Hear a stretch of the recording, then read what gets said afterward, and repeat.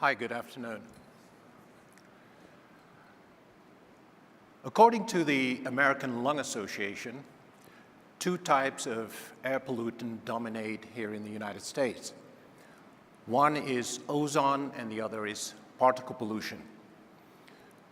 135 million Americans live in areas with unhealthy levels of one or both of these pollutants. And in their 2017 report, The State of the Air, the association ranked Denver, our city, as 11th worst ozone-polluted city in all of the United States. They did say, however, that was an improvement over 2016 when we were ranked 8th. Whether it's 8 or whether it's 11, I think we can all agree on the fact that that is not where we want our city to be. Hi, my name is Fred van Duijkeren.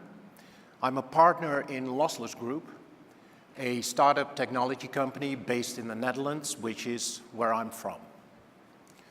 Also the man who convinced my colleague partners, that Colorado, and more specifically Denver, is the best place to start up a US subsidiary of our European business, irrespective of the level of pollution here.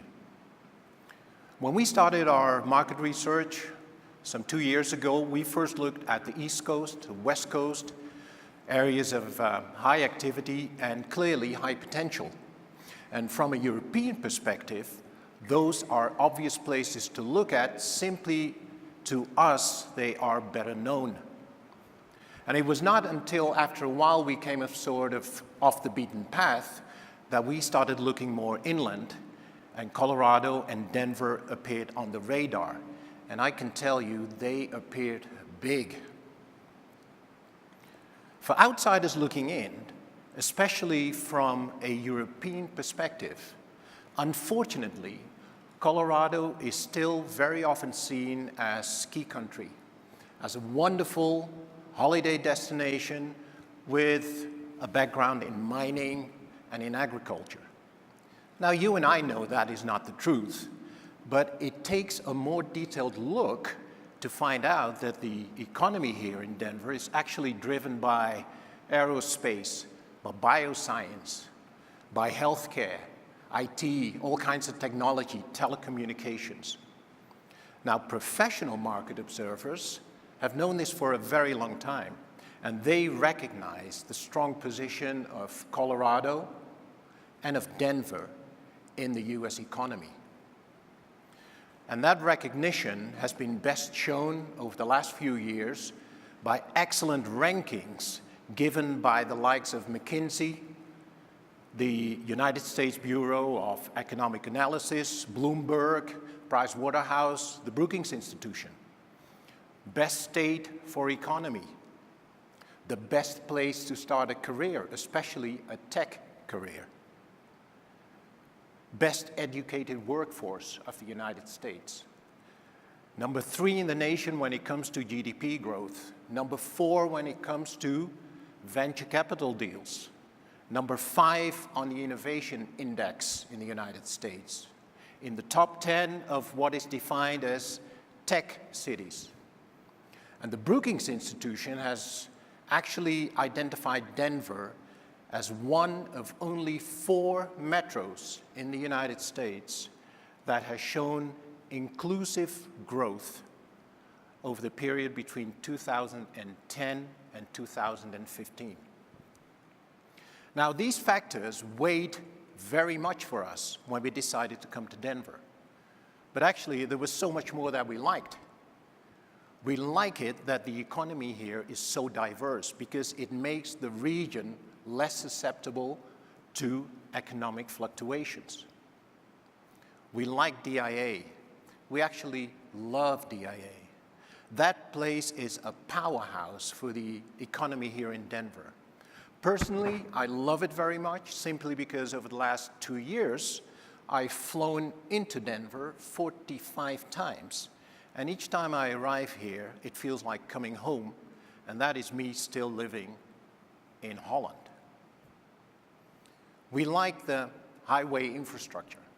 Although, quite honestly, you know, when I sit at I-25 at 7 o'clock in the morning and I ask myself what the heck I'm doing there because I'm going nowhere, all of a sudden I'm not so happy with the highway infrastructure. And I ask myself the same question when I'm on I-70 in the weekend. I like the light rail system, the commuter rail system, the bus system. And that's probably because with our European background, so much is based on public transport that is what we like. What we really liked when we were looking at Denver is the way we've been received here by so many organizations and institutions. The World Trade people, Karen Gerwitz, Sandy Moylan and the team, Amy Mayu at the Colorado Hotel and Lodging Association and her staff, the people at the Convention and Visitor Bureau, Dimitri Lewis at the Denver Chamber of Commerce, Doug Tisdale at the South Metro Chamber, Dan Lane at the Office of Economic Development, International Trade, Abdul Sasay, who I just saw there, at the Denver Office of Economic Development, Kevin Case of the Alternative Board, and a million others. They all said, welcome to Denver. If there's anything that we can do to make your business successful, that is what we will do. But if there's one thing, one single thing that really took us to Denver here, it is Denver itself. Just look at this city. It is always on the move. There's so much activity, it just doesn't stand still.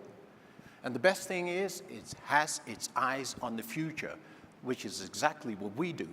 We may be a small startup company, but we have our eyes on the future, and it feels good to be in a city that does exactly the same thing. There's so much happening here. Just look at the development of the World Trade Center, the new building that we'll have in, the new center that we will have in a few years. The expansion here of the convention center itself. Everything that's happening at the airport, a crazy place, and all the development that's happening around DIA. The Aerotropolis project, arguably the biggest thing that will happen over the next 20 years. The Rockies Resort and Convention Center that will open at the end of this year. The National Western Conference. The Hyperloop. The Fitzsimmons Innovation Center. The Anschutz Medical Center. There is so much happening.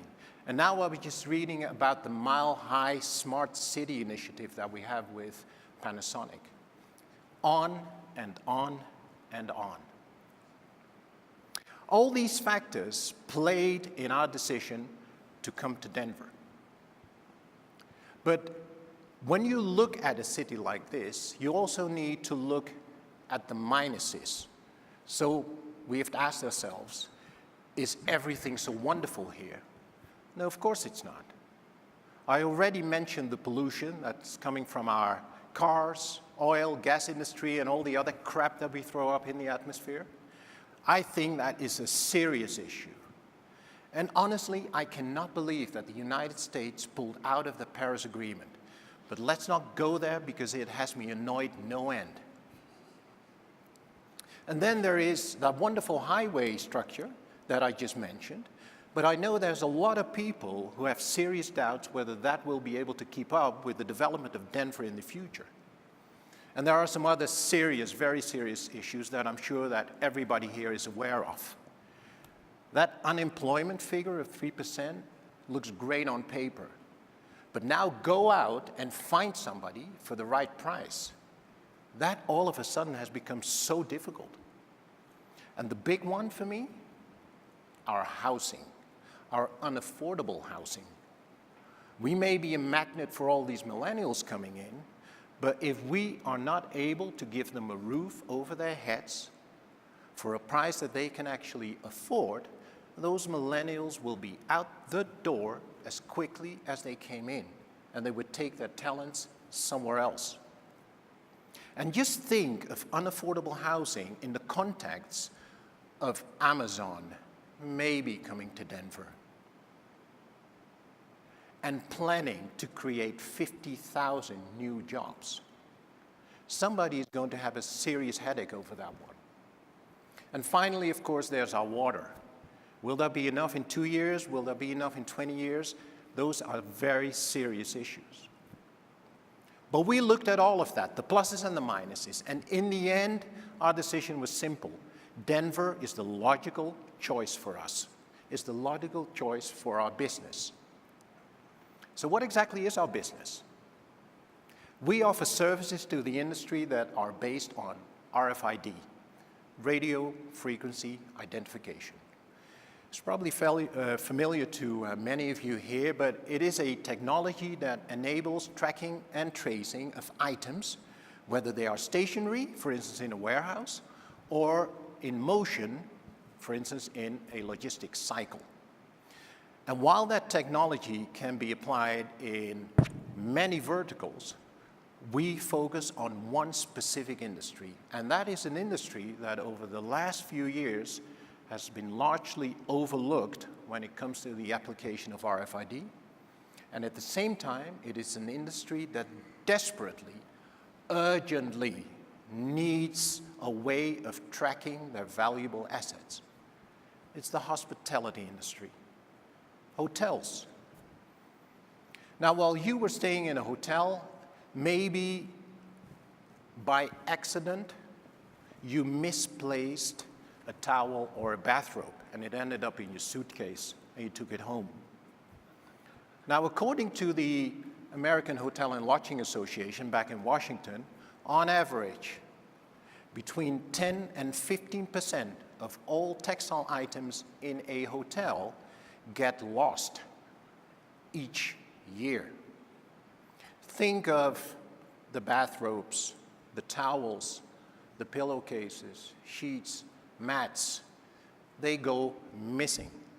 And that may be because they are outright stolen by guests, by hotel staff, or they are damaged beyond repair and need to be replaced, or they go genuinely missing in the logistics cycle between the hotel and the external laundry. The result is a staggering $1 billion for the hotel industry alone. And a very conservative estimate for the healthcare industry comes up with the same number, although some experts say it's probably for the healthcare industry a multiple of that number. Now, Denver has an amazing hospitality industry. Over the last 10 years, the growth here has been one of the largest in the United States. In fact, today, Denver is 8th nationally when it comes to new construction. And to me, it seems like there's a new hotel opening sort of every other week. It's a round-the-clock activity. During the week, hotel demand, room demand is from conferences like this, business, corporate activity.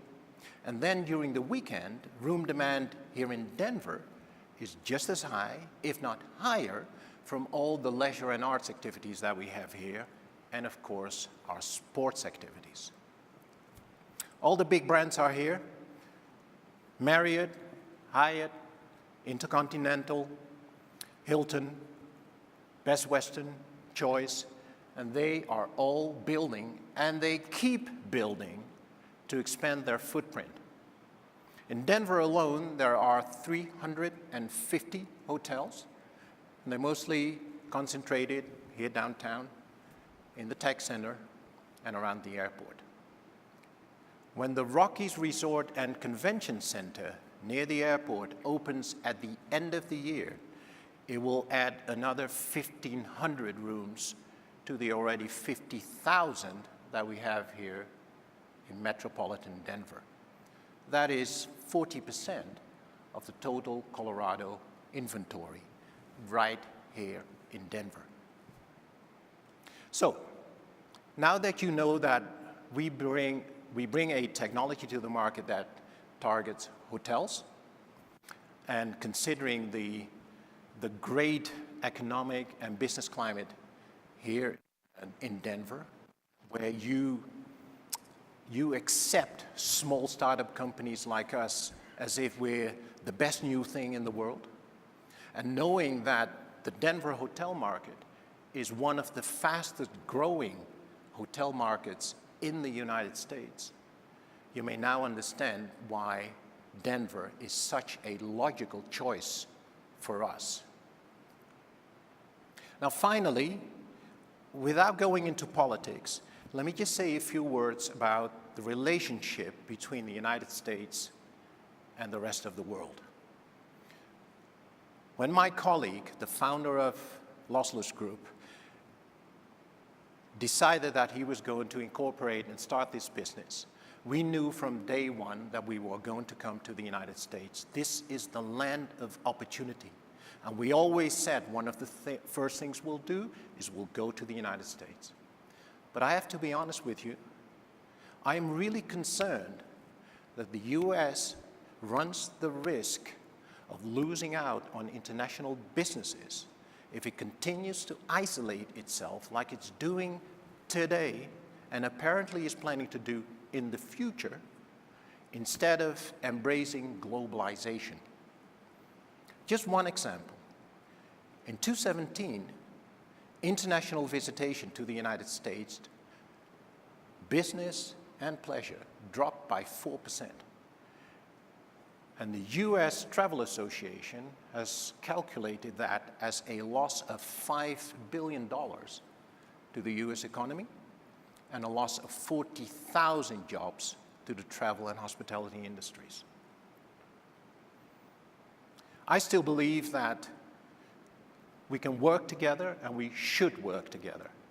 And I honestly wish that this administration would follow the example of Colorado and of Denver when it comes to welcoming international businesses such as ours. This conference is called World Trade Day and not United States Trade Day. Thank you very much and have a great day.